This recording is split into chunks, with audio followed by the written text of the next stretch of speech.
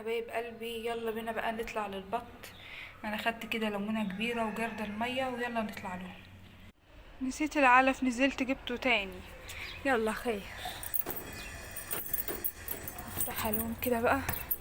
بسم الله، اللهم صل وسلم وبارك على سيدنا محمد. اللهم صل وسلم وبارك على سيدنا محمد. الله اكبر، ما شاء الله، لا حول ولا قوه الا بالله.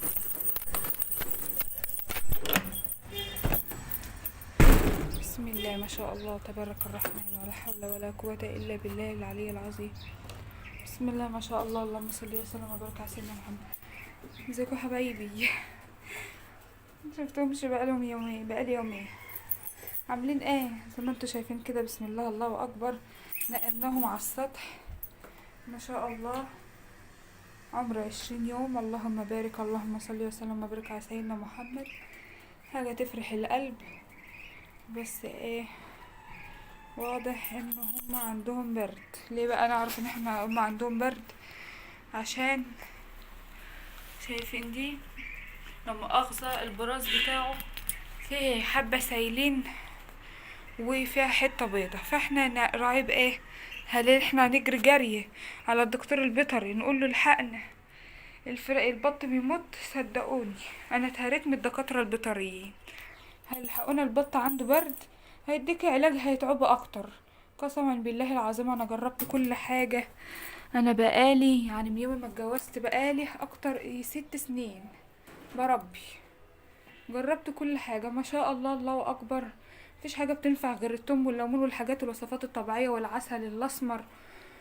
وبتقطع لهم بصل، حاجة بسيطة كده، على بصلاية صغنطوطة على العلف، وتقلبيه مع بعض. وما يكون عنده اسهال شديد، حباية من بتاعة الاسهال الخضرة، مش فاكرة اسمها ايه، هوريكم اسمها ان شاء الله اما انزل تحت.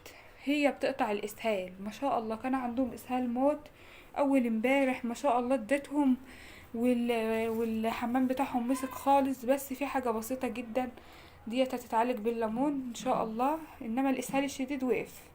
زي ما انتوا شايفين كده اهوت، ما عندهمش اكل، حاجة بسيطة، والسقايات فاضية، والحلة دي هنرميها مية وسخة.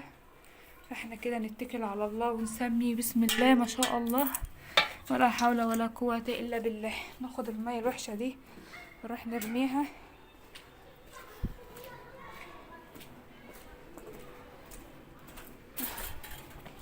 بسم الله ولا حول. في حد معدي، نستنى اما حد يعدي وبعدين ندلق. لو عندنا مجاري يكون افضل طبعا. ما نرضاش في الشتاء ده ان احنا نزود اللبخة المبلطين زي ما بيقولوا كده. دخلت على الأوضة، بسم الله ولا حول ولا قوة إلا بالله. نعلق بقى القفل هنا اهوت عشان ما يضيعش بالمفتاح.